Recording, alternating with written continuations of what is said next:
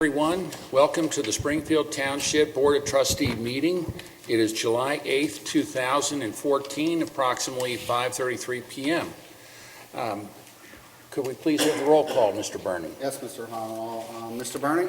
Present. Ms. McFarland? Present. Mr. Harnwell? Present. All trustees are present. I would ask that everyone please stand and join me in the Pledge of Allegiance. I pledge allegiance to the flag of the United States of America and to the republic for which it stands, one nation, under God, indivisible, with liberty and justice for all.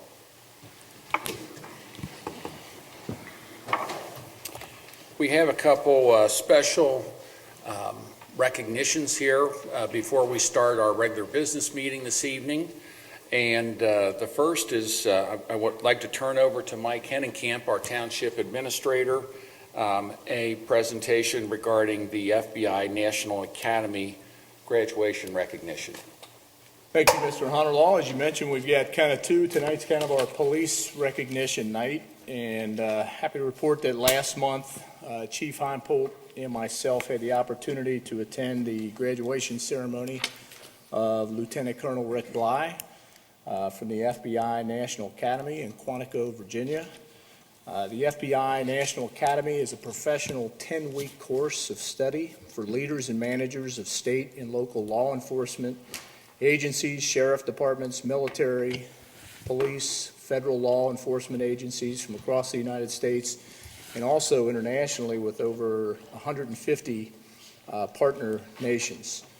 Participation in this elite training program is by invitation only through a nomination process and is at no direct cost to the sponsoring agency, which of course in this case would be Springfield Township. The mission of the FBI National Academy, which began in 1935, is to support, promote, and enhance the personal and professional development of law enforcement leaders by preparing them for complex, dynamic, and contemporary challenges through innovative techniques, facilitating excellence in education and research, and forging partnerships throughout the world. During each session, approximately 250 students from all over the world take undergraduate and graduate courses in the areas of behavioral science, forensic science, terrorism, leadership development, communications, law, health, and fitness. Lieutenant Colonel Bly's achievement was a little outside the normal required process, and he had to overcome a number of serious challenges and obstacles, many of which, as I mentioned, were not typical of what most graduates have to face in this program. Not only was he required to be away from home and his family for 10 weeks to complete the rigorous National Academy curriculum, but due to some on-site construction and unforeseen problems at the facility, he and his classmates had multiple days and unscheduled periods where they had no running water, they had no air conditioning, and lack of cafeteria services, I think, to name a few. I think there were some others that we probably won't mention here. In addition, Lieutenant Colonel Bly also was originally selected to attend the Academy as the board remembers in the fall of 2013 session of the National Academy, and I believe was on site, Rick, for about a week or 10 days when we had the federal government shutdown. And so after some period of time of waiting, hoping that it would be resolved, and it wasn't, all the attendees were sent home and had to be scheduled for a future class. So as you can see, his graduation required a great deal of personal discipline, perseverance, and commitment. So at this time, and on behalf of the board, I'd certainly like to congratulate Lieutenant Colonel Rick Bly, who on June 13th, 2014, became the latest graduate of the 255th session of the FBI National Academy. But in addition, I'd also like to recognize another really, I think, quite unique and really, quite honestly, an amazing accomplishment for Springfield Township and, of course, for the Springfield Township Police Department that has been achieved. According to the FBI, only 1% of law enforcement leaders throughout the country have the opportunity to actually go to the FBI and graduate from the National Academy. Rick, however, becomes the 4th member of the Springfield Township Police Department's command staff to have achieved this goal, and we're very fortunate to have our other graduates, starting with Colonel Dave Heimpolt, Chief Dave Heimpolt, who graduated from the 133rd session. We won't mention what year that was, Dave, but you do the math. I'm pretty sure that wasn't 122 years, though. I think they have more than one session per. They had a couple sessions per year, so we won't do that math. But also Lieutenant Colonel Rob Browder, who graduated from the 227th session, and Lieutenant Dave Schaefer, who graduated from the 203rd session. So we're very, very fortunate that while most agencies, like I said, less than 1% nationally, and here we are in Springfield Township, we're close to 10% in one department, which I think is an amazing achievement and really a testament to the quality of work and professionalism we have in our department. So really that's it, Joe. I'd like to turn it over and recognize our 4 graduates, obviously their most recent, and Rick Bly, but the other 3 alumni members as well. Exactly. Well, let's give a big round of applause for these guys.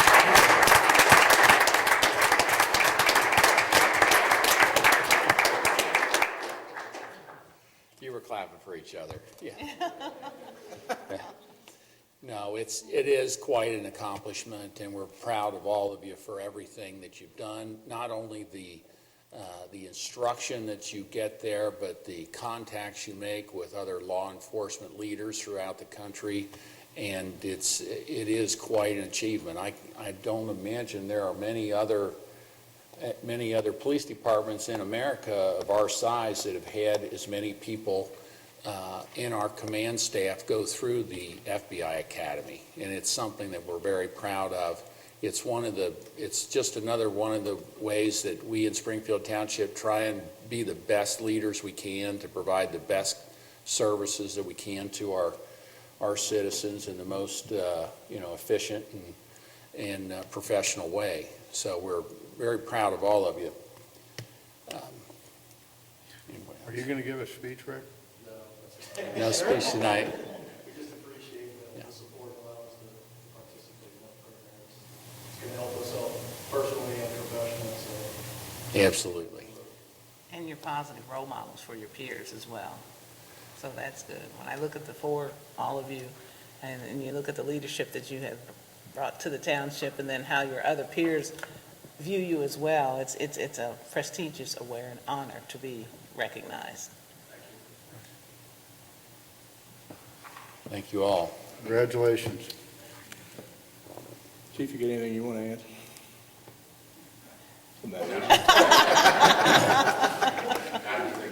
Men of few words. Take a picture. It's great that the trustees support the police department.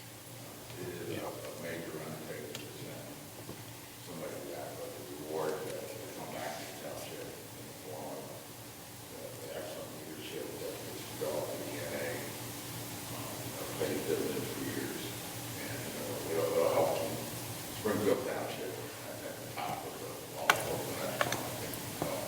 We've always had a great reputation, being nationally accredited and having 4 NA grads in your command staff just is amazing feat to accomplish.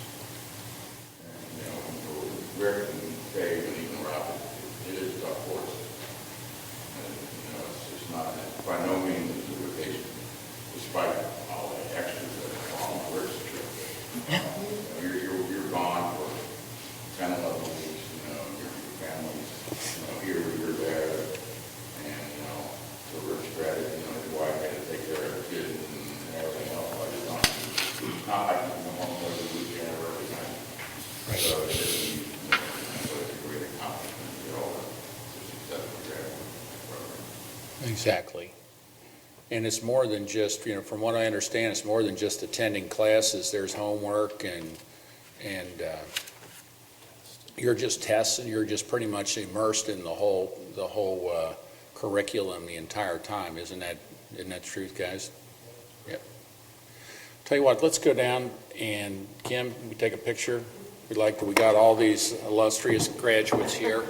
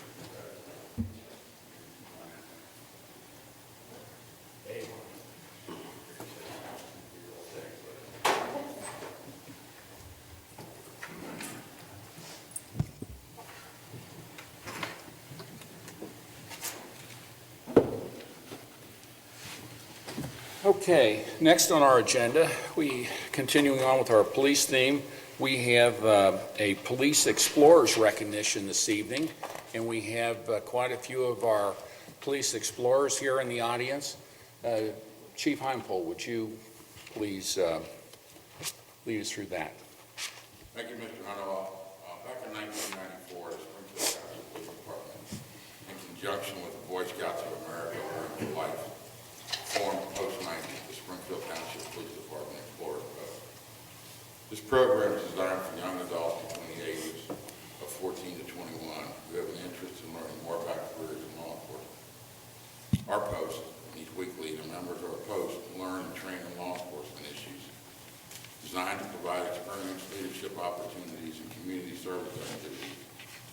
Members of our Explorer program are trained in all areas of law enforcement and compete both locally and nationally, displaying their skills and expertise that they have developed.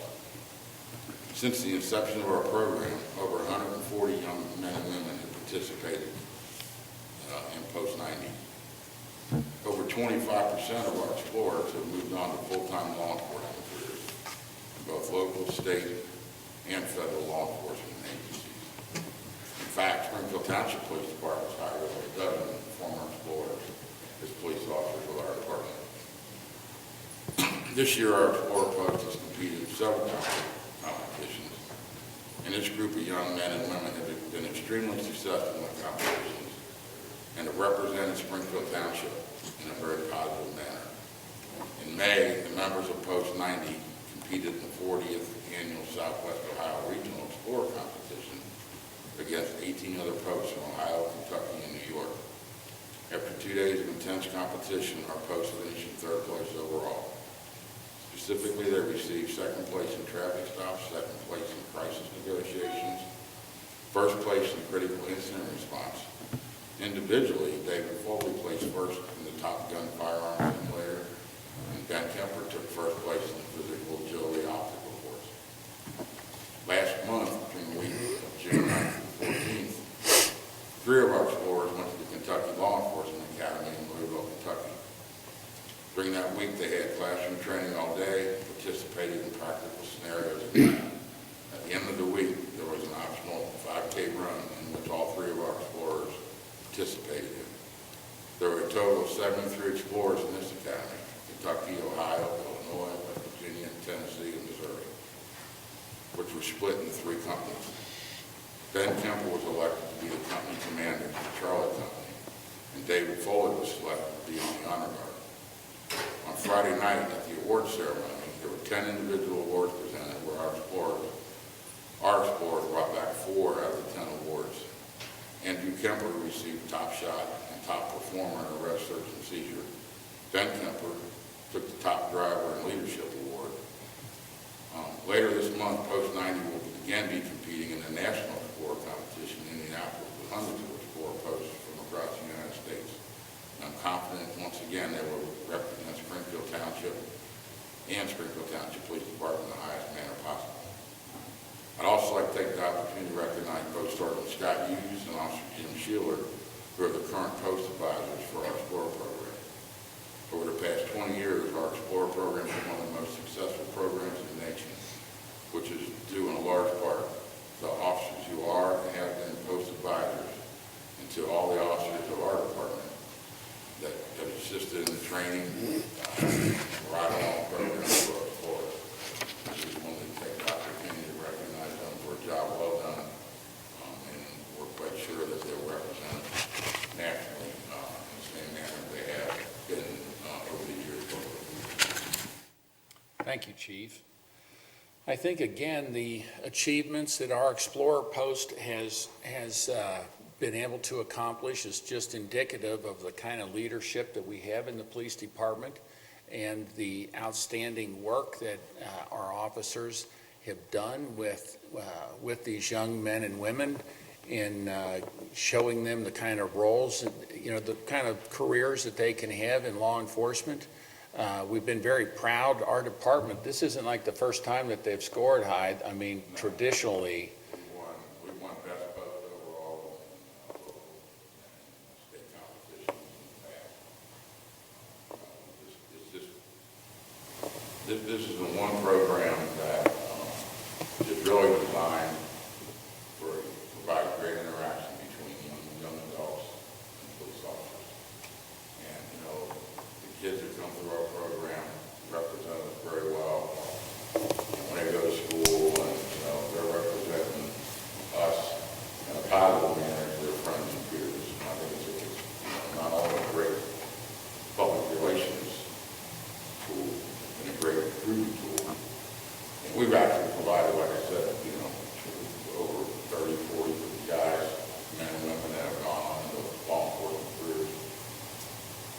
Our scores are well recognized, and when they turn 21 and they get certified, they're highly sought after. And, when we don't have openings, they're grabbed up by, other agencies.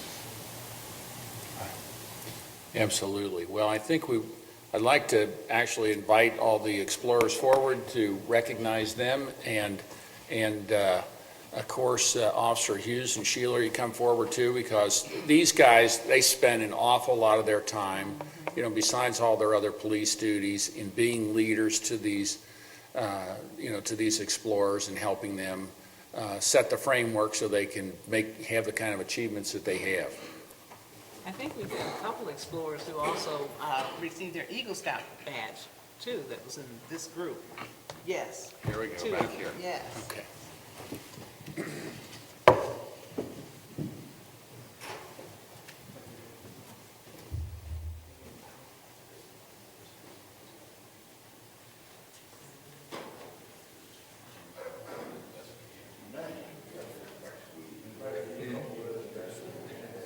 Dave. So you can read your names. Sheila, you just don't know them? Okay.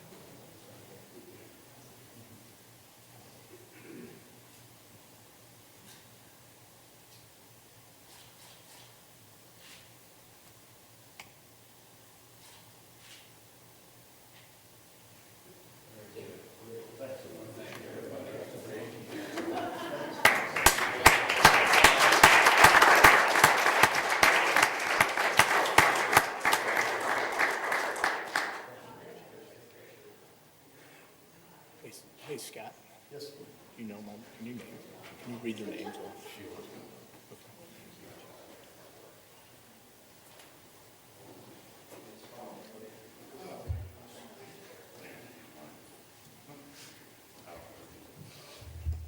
We're gonna put Jim on the spot there, Joe, and let him name each of his. Yes, absolutely.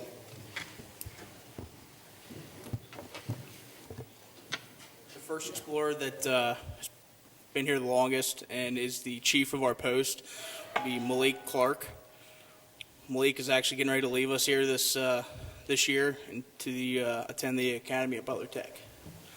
Wow.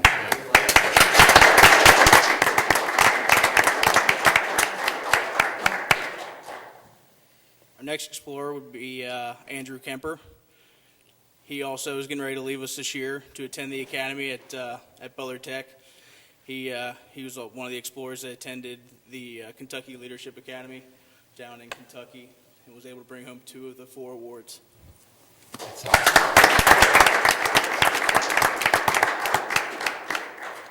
In the back, we have Cameron Roberts. He's just recently joined with our post. He's actually the son of Officer Burt Roberts, and he is going to be attending the National Academy in Bloomington this year.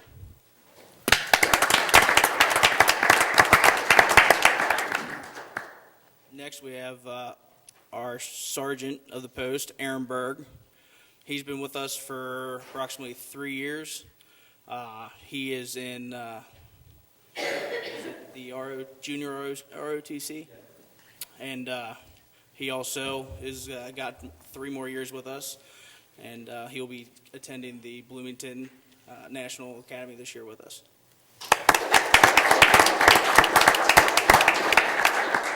Next, we have Sam Kemper, and he has joined us last year, and Sam will also be attending Bloomington this year with us.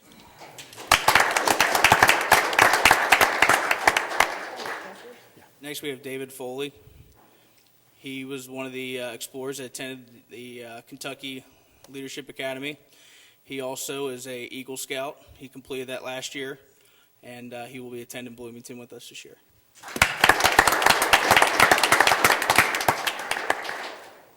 And the last, we have Mason Siebel, who recently joined us this past year, and hopefully will be leading us in one of our competitions next year at locals. So. Very good.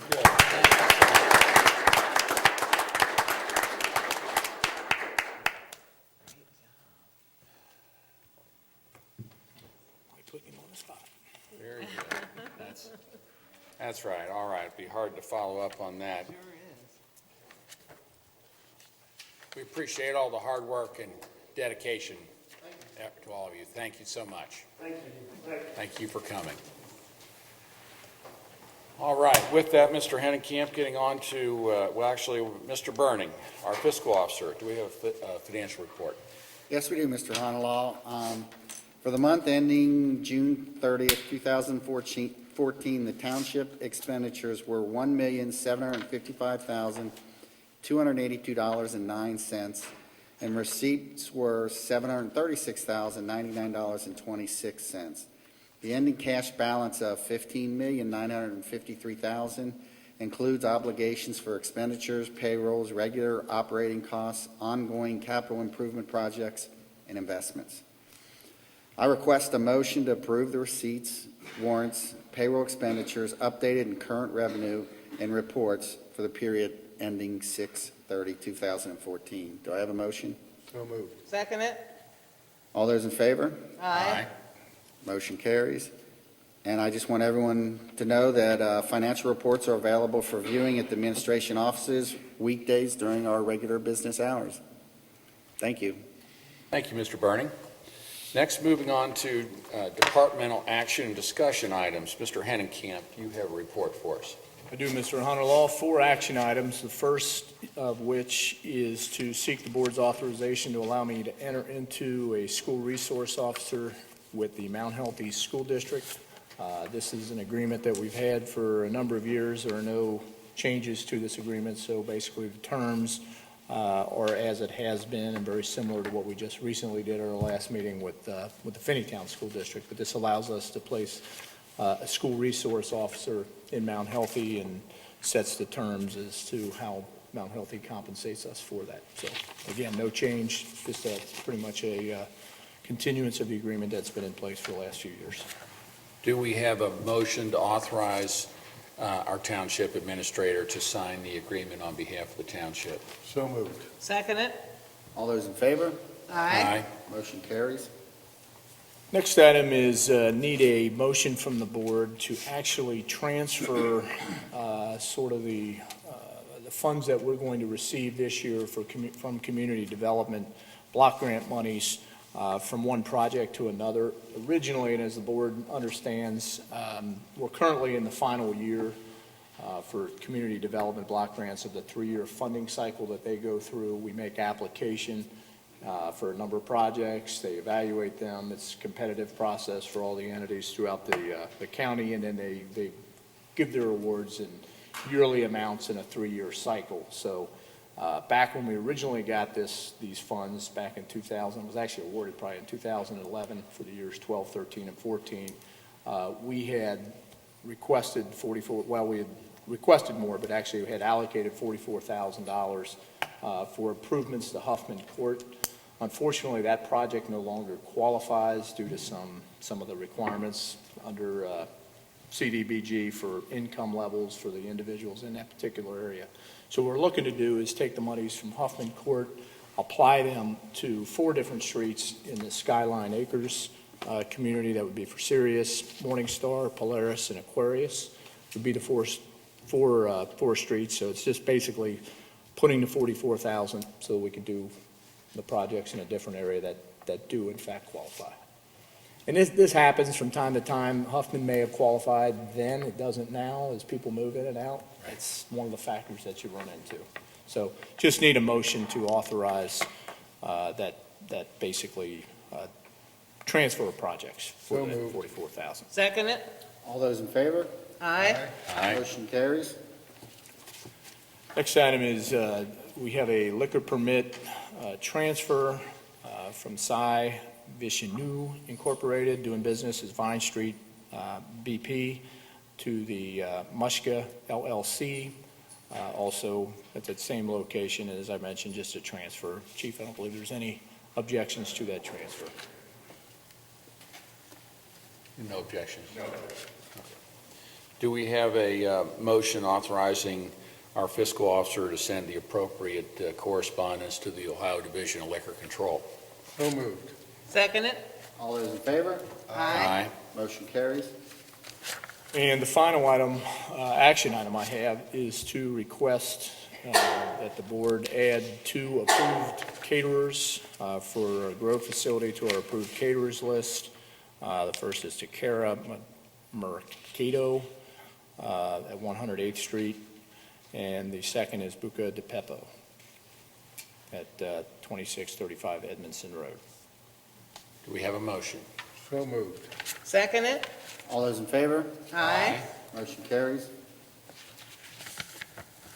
Just under discussion items, just wanted to remind the board and the public that we do have our tax budget, the 2015 tax budget public hearing scheduled for July the 23rd. That is a Wednesday, and that public hearing will take place at 5:30 here in the Allen Paul Community Room. And also wanted to inform the board and actually let the Chief Leininger speak on this. We were successful in getting some grant dollars through the Ohio Division of EMS. Chief, you want to talk about the award of that grant? Yes, thank you. Each year, we apply for this grant through the Ohio Department of EMS. It's actually Public Safety Division of EMS. And it's intended to be used for equipment used in emergency medical services as well as training.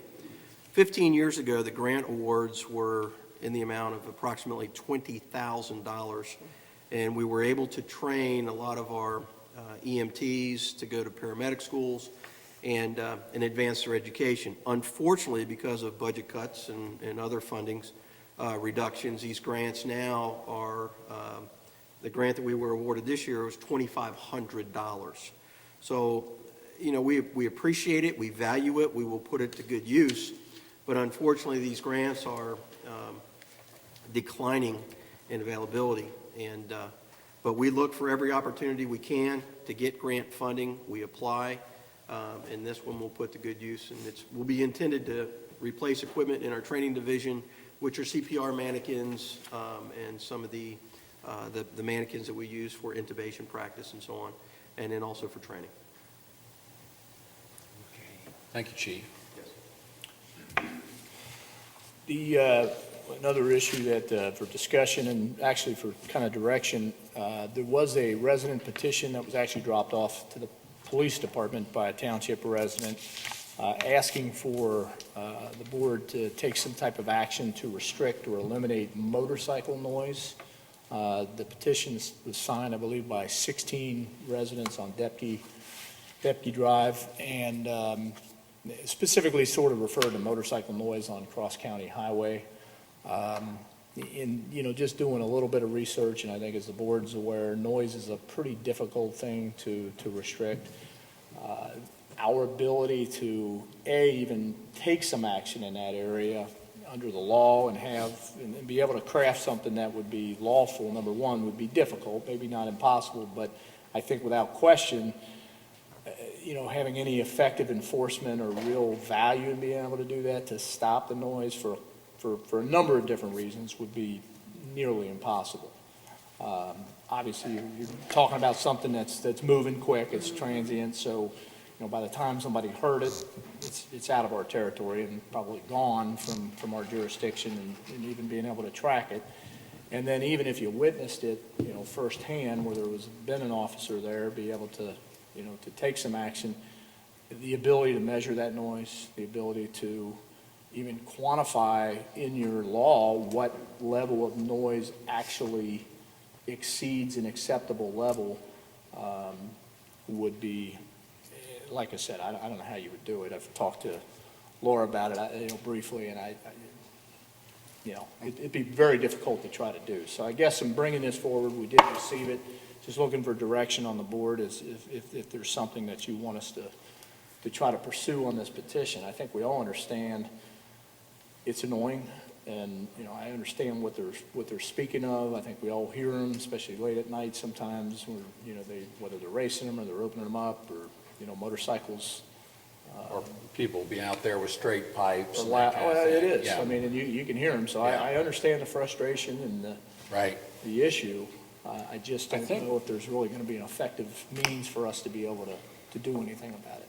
I mean, there, Laura, you researched this some years ago, I know. we did, and we have a noise resolution, and we've mainly dealt with we did Fixed. off-road noise because of this issue with vehicles, and we do it from businesses and things like that. The issue really is you can do it, you have to do it based on a decibel level. Right, So we have to buy right. equipment to measure that decibel level. The state statute that allows for regulation has based on speed, so we have to know what speed the person was driving when they did it, because the decibel level changes based on the speed of the vehicle. So that's difficult. It ends up being the same sort of problem we have with parked cars, because they can be moved, it's a transient violation, you have to catch them. It tends to end up being more time and money than it ever is worth, because you rarely solve the problem. What amazes me is they actually put stuff on there to make them as loud as they possibly can. I mean, they're buying aftermarket to make them. I know Harleys are loud anyway, but they're actually putting stuff on there to make it as annoying as possible. It seems to me the best and the opportunity would be if they were speeding, because you could legitimately clock somebody, for speeding. But you can't do both of this at the same time, measuring the decibels and, catching them for speeding at the same time. And then when you look at the fact that coming from Mount Healthy down to Springfield Township and then into the city of Cincinnati, that's a short period of time. It's, what is it, about 2 miles or 3 miles? You'd have to have an officer on. You'd have to, County right. to have any chance of With catching. equipment we don't currently have. Dedicated You'd have, officer I mean, there. you'd probably have to Yeah. have two, because you'd have to have an officer to figure out the speed. Right. Because if they're going above a certain speed, the decibel gets to be a higher level. So you have to have two people there measuring, you have to have the equipment, you have to train. And then you may never catch the person. Right. You're not going to do a pursuit of someone for a noise violation. You would be permitted under a pursuit policy to do that. So Well, it is a difficult problem. I think to sympathize. summarize all this then is, while we're sympathetic to the complaints of loud motorcycles and the noise, it's not something we really have the ability or the resources to, ameliorate. You could spend a lot of time and money and not accomplish anything. Right. basically. I mean, I think that's the effectiveness of, okay, so you do it, are you really going to be, are you really going to be effective, and are you really going to eliminate the problem? Reasonably, no.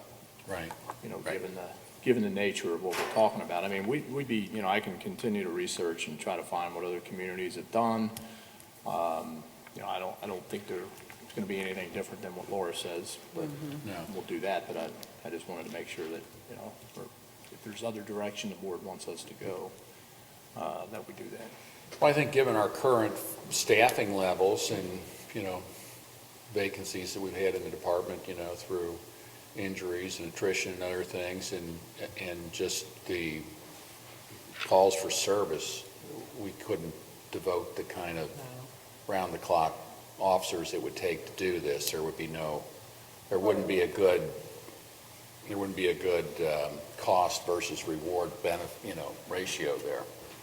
So, again, it's one of those things, we have people that come to us sometimes and ask for things, and we can agree with the request and say, yes, it would be nice if people, you know, wouldn't do what they do, but sometimes it's extremely hard, you know, and it's beyond really our ability to enforce or police. All right.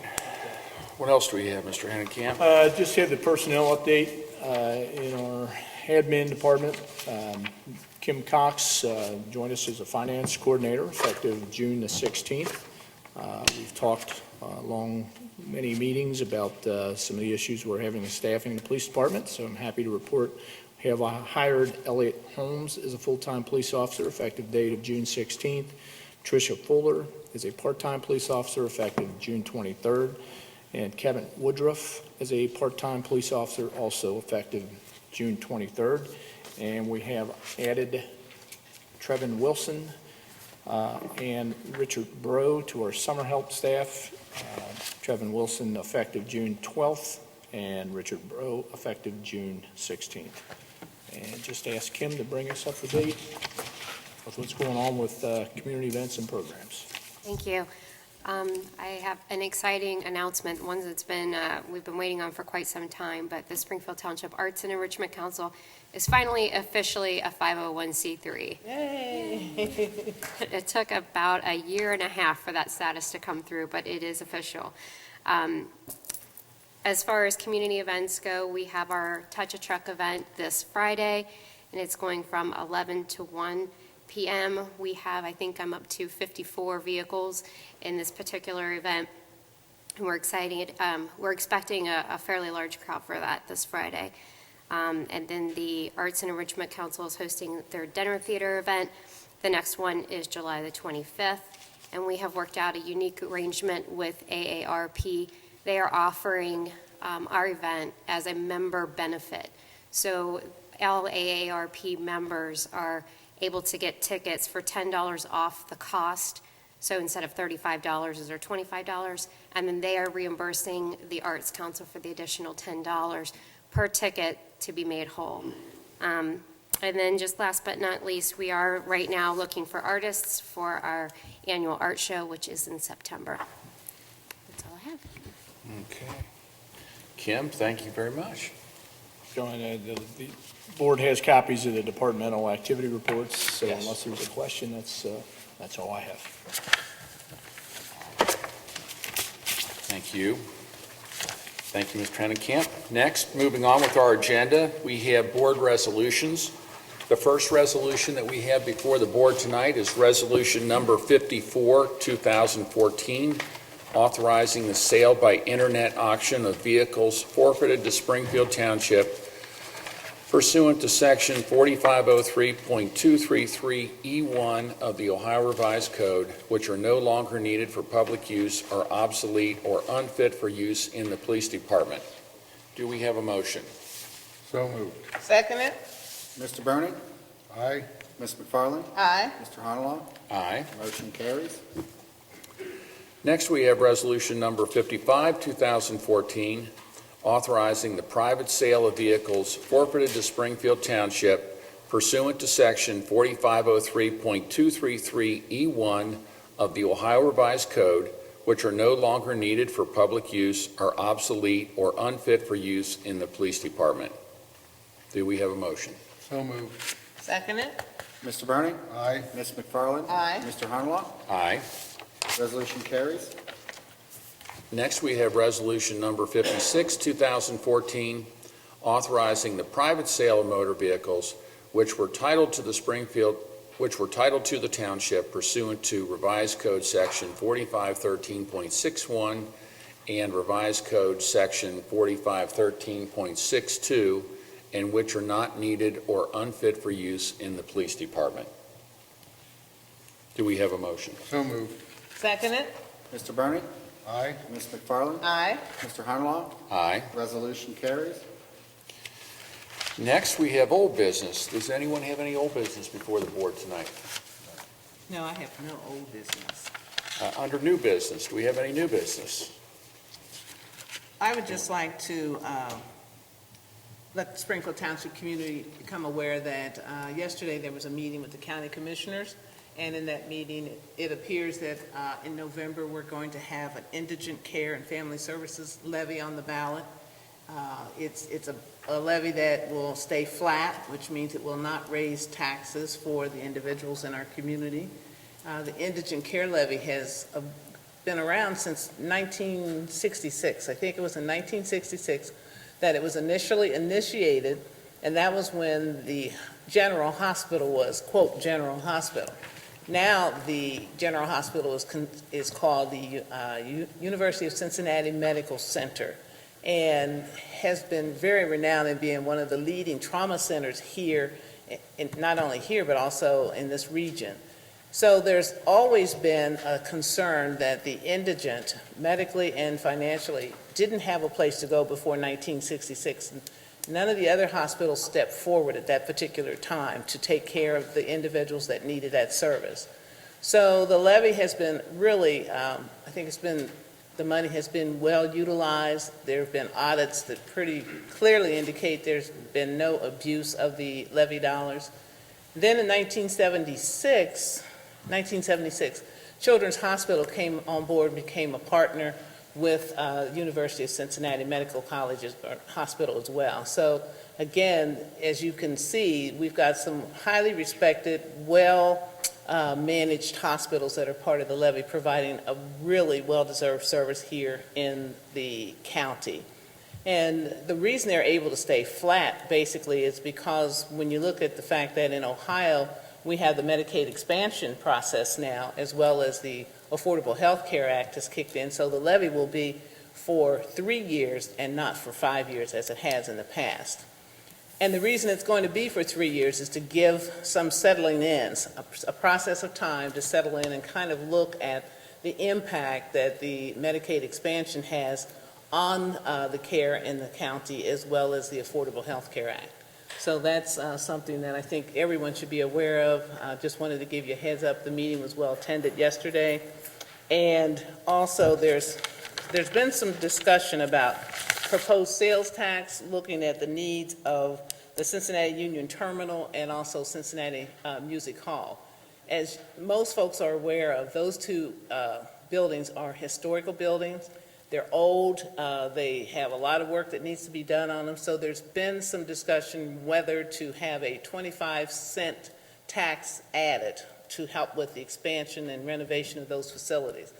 So there are going to be several public meetings, and the meetings will look at, do you want it or do you not want it? So it's those who are for it and those who are against it. So the first meeting they had is tonight, and it started at 6 o'clock. Then there's going to be another meeting Wednesday, July the 23rd at the Sharonville Convention Center, and then a third meeting on July the 28th at the County Commissioners hearing room. So just want to give everyone an update of upcoming events that are coming, so that when you hear about them in the news, at least you perhaps heard it for the first time here. And this will also give you some time to think about it and see where you fall in that area. So that's all I have as far as new business. 0.25%. 0.25%, yeah. Sorry, I said 25 cents, Yeah. but 0.25%. 0.25%. Right. Cents or whatever. yeah. Cents, right. We'll scare people. Yeah. One thing I did have under new business, and this involves the fire department, is we had a number of old computers in the fire department, Chief. I think I was told they were, pushing 10 years old. Right. And You found out through St. X that St. X had a number of newer computers that they were going to get rid of, and they agreed to donate them to Springfield Township. And with a little bit of upgrading, we've been able to replace the old computers we have in the township with the ones from St. X and be able to extend the life of computers in the township. And I want to, commend you, Chief, on doing that. That's just one of the many ways that we're looking for, innovative ways to stretch our tax dollars as far as we can in all aspects of the township. And I want to also publicly thank St. X for agreeing to donate the computers to us. And it's my understanding that it's working out well. It is. It's worked out great. We've had to rebuild them, and that involves, they already had a faster operating system inside with better RAM and bigger hard drives and those kind of things, but we had to do some internal upgrading to accommodate. Now we're running now Windows 7, where before we had, a slower operating system and things like that. So it just gives us greater capability, and it saves us about $300 per machine if we went out and bought new. So Right. We're looking to be good stewards of our tax dollar and look for every opportunities we can to save where we can. And so it was a win-win. The St. X were able to take it off the surplus computers off their hands, and we took them and did some refurbishment in-house, and we're putting them to good use. All right, very good, Chief. Thank you. Joe, I just mentioned, all told, we got 26, and there's probably 19 within the next few weeks that we'll have put into service, not just in fire, but throughout all of the departments. And overall, it's not a humongous saving, but it's $6,000. Right. Probably give or take somewhere in that range, because there is some upgrading that we have to do, but all told, we know we can get 5-7 years out of them, and it saves us $5,000-6,000. So, it's a very generous offer by St. X, and another way to try to maximize dollars everywhere we can. Exactly. Well, again, we thank St. X for their generosity in helping the township. Oh, I have one more thing. Our community in Springfield Township, around the county, there's always discussions about the great work that we're doing here in the township and the leadership that we have here in the township and the different diverse communities that we have. So we were a community that was profiled this past month, community profile, which outlined some of the assets and the attributes that we have here and the leadership that we have here in the township as well. So we got a profile, community profile. Where was it profiled? By the county commissioners, Mount Monzel. Mm-hmm. Very good. Very good. Thank you, Gwen. Okay. All right. With that, we're to the citizens' participation part of our meeting. This is the part of the meeting where anyone who would like to come forward and address the board concerning any issues that might be pertinent to the trustees may do so. I would ask that you step up to the podium, state your name and address, and that everyone else remain quiet so we can hear what the speaker has to say. Is there anyone here that would like to address the board this evening? Yes, ma'am.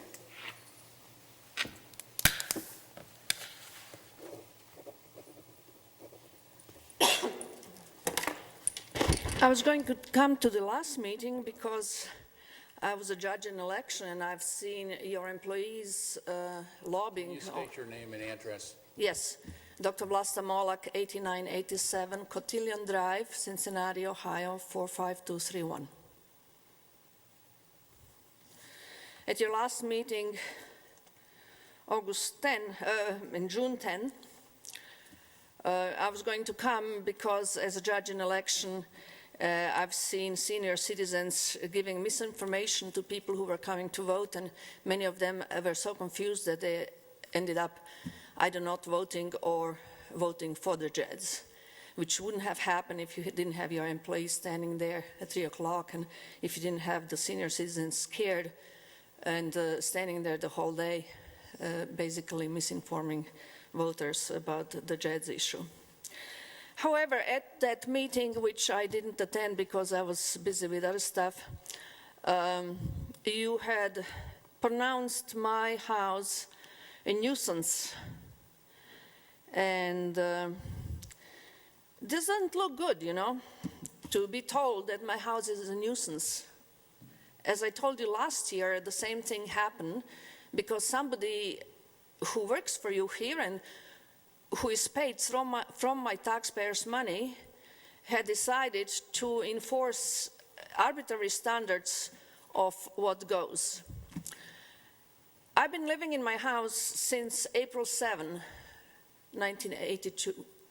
That's over 32 years. It's over half of my life. I've raised 3 children that went to Finneytown High School.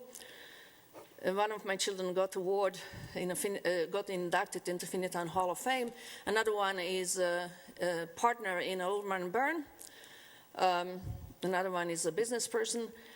And it doesn't look good to have a mom who is considered a delinquent not mowing her grass.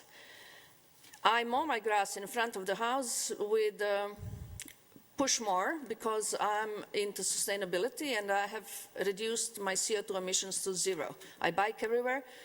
I live off the grid, so when you said about those FBI trainees living without running water and electricity, that's nothing. I've been doing it since June 9th, 2009. And I'm transforming my house to collect solar energy that falls on my house. I have been collecting my rainwater, and therefore I don't contribute to storm sewer overflow, which is going to cost consumers $4 billion. It has MSD had already wasted $500 million because of mismanagement, gross mismanagement, and cronyism in that project. I was out of town last week. My child got married in New York. I came home on Tuesday afternoon, this last Tuesday afternoon on July 2nd. I had to go to resolve my real estate tax issue because my house was, again, the same way, put for the second time to the sheriff's sale because I have a dispute with the county about their evaluation of my house, and Mr. Burning knows about it because he had done a professional evaluation and agreed with my assessment rather than theirs. But when I took them to the state Board of Revisions, they threw his report out because he wasn't there present. So I'm planning now a class action suit on behalf of probably half of the homeowners in Hamilton County against the county and the state for inflating our real estate taxes coinciding with building of $1 billion stadiums in 2000, because that's when the valuation on our houses suddenly increased. They have now rectified it 2 years ago, but they wouldn't budge on my house, and I think it's a personal issue in violation of my First Amendment and Fourth Amendment. On Wednesday afternoon, when I came home, I found out that somebody had broken in my backyard, mowed over my ivy, over my clover, destroyed 5 sapling trees, and stolen my building materials, which I was planning to use in 2 weeks to replace part of the leaking roof with the glass doors so that I could collect the passive solar energy. I've called the police, filed the report, and I told him that it was probably done by one of your employees who didn't like that I didn't obey him with the cutting grass, because I explained to him that I like the weeds in the back because they're providing screen for my compost pile. I'm composting everything. I don't have any garbage. I recycle everything and I compost the rest. Now this ugly compost pile is there because this beautiful screen of wildflowers is gone because some moron had mowed over my ivy and over my wildflowers and over my trees and stolen my property. There were 17 glass doors. There were wooden staircase, there was a huge window, and there were floor panels. There were 10 floor panels of 10 by 4 feet. Now, unless I get these building materials back, within 2 weeks, I'm going to sue Springfield Township for theft and trespassing and violating my Fourth Amendment. I take democracy very seriously. I was in Washington 3 times this last spring, on my way to India and my way back and once before, to observe Congress in action. I was a congressional fellow in 1999, working on sustainability issues. I worked for U.S. Environmental Protection Agency, I worked for NIOSH. I wanted to help you guys cut on your water costs, but I could never get information that I had requested from your managers regarding your water bills and your electricity bills. So we are now going to do this demonstration project in our daily bread.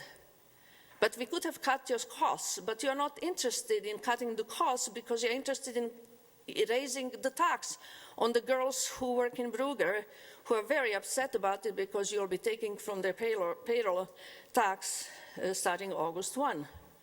For what? Your employees don't have enough to do, so they harass citizens like me, long-term citizens. I think it's not right, and I told you, the Fourth Amendment says the right of the people to be secure in their persons, houses, papers, and effects against unreasonable searches and seizures. My building material has been seized,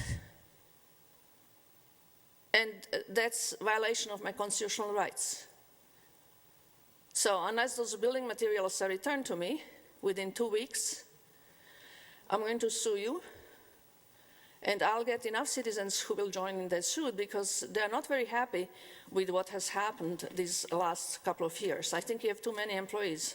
I've been observing it since I often sit in the Bruggers and I see what's going on.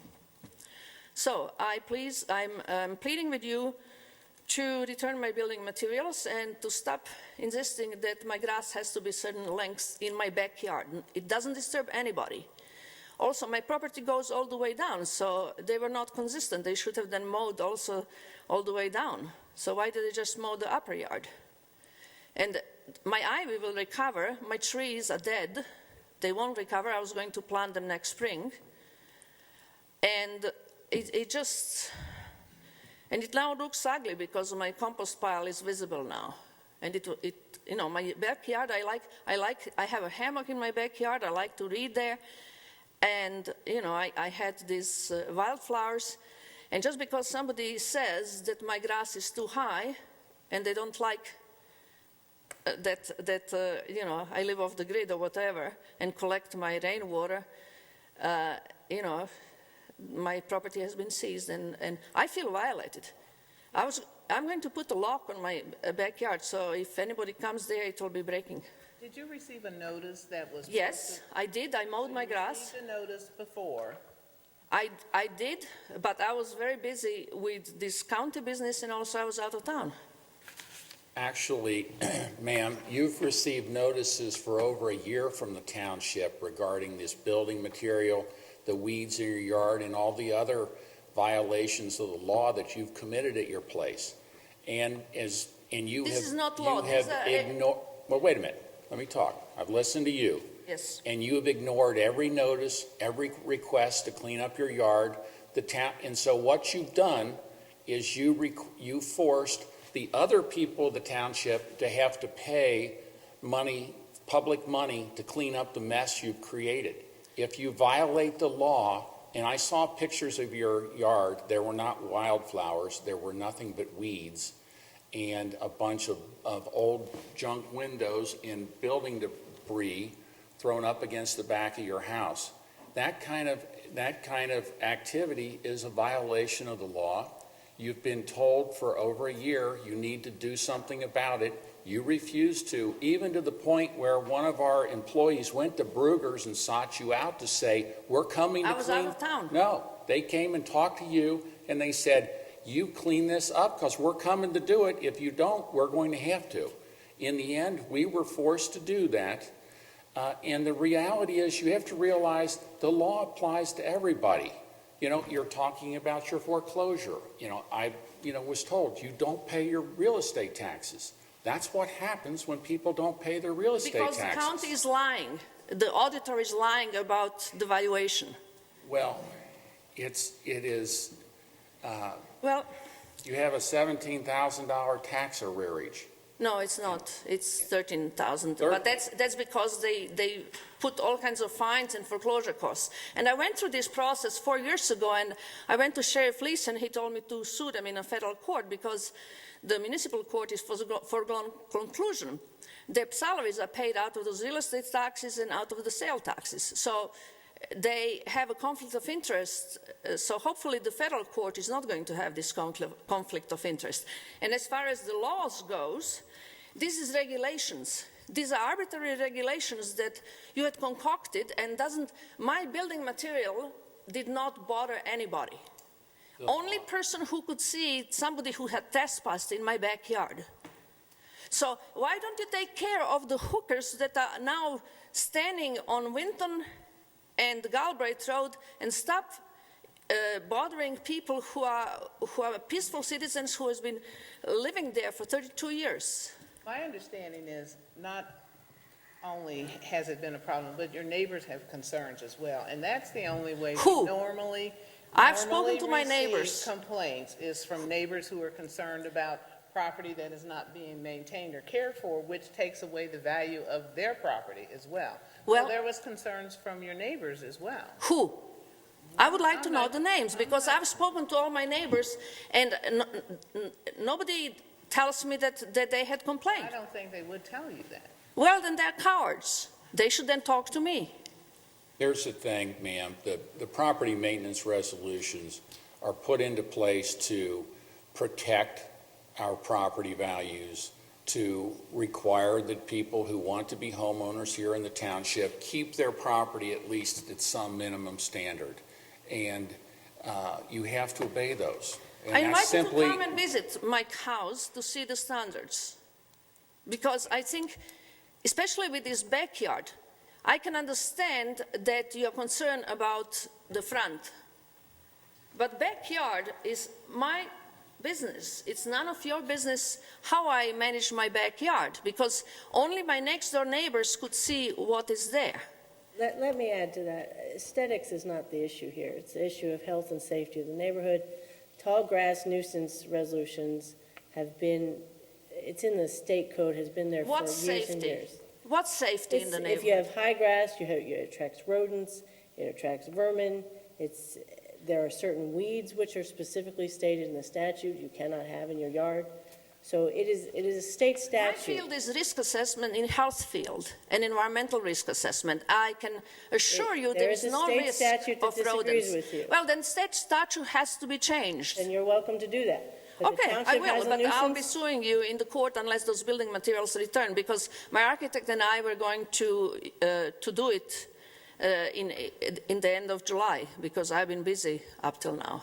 Then perhaps you should have notified the township after all the notifications came. So we can discuss it later. All But notifications. the township followed the procedure.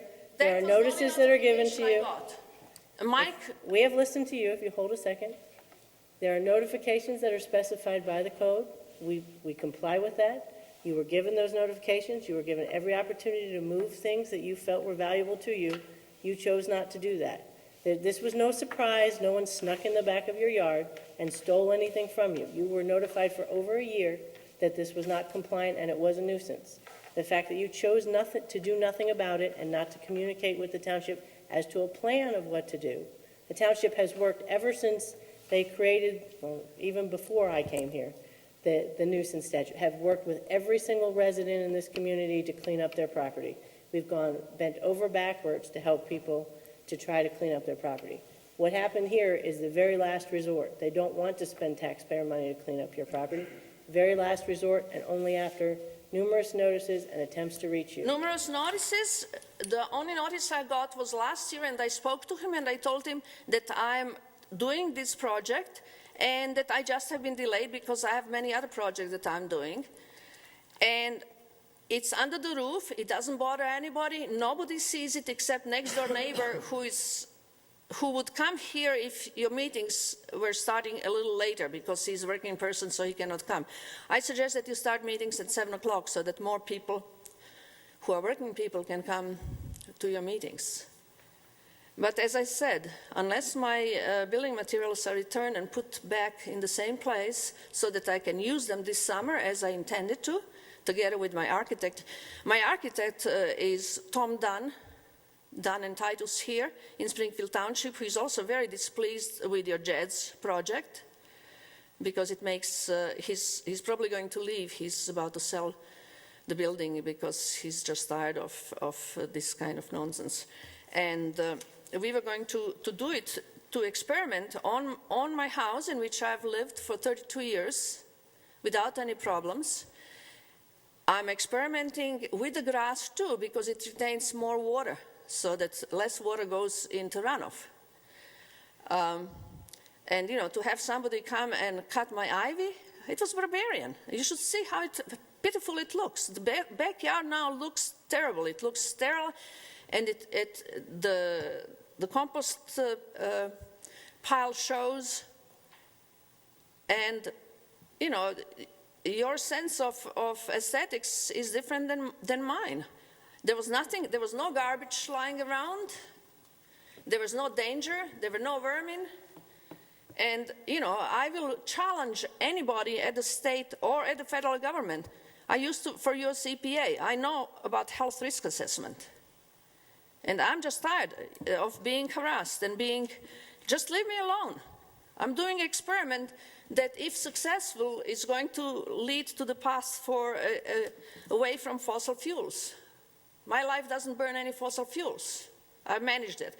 Now I'm making it so that my house is as comfortable off the grid, the regular houses on the grid, so that we can stop depending on burning fossil fuels and be unsustainable. So I'm doing an experiment that very few people are able to do. I can because I have science and engineering background. And now I'm going to deal with your regulations that tell me that my grass has to be, you know, 12 inches or lower. And my grass actually was 12 inches and lower because it didn't grow very hard. Plus, my backyard is mostly clover and ivy. All right. Anyway, do as you want. If I don't get this materials back within 2 weeks, I'll be suing. We've heard that about 5 times. We've Okay, heard enough. so you have been Is there warned. anyone else who would like to address the board this evening?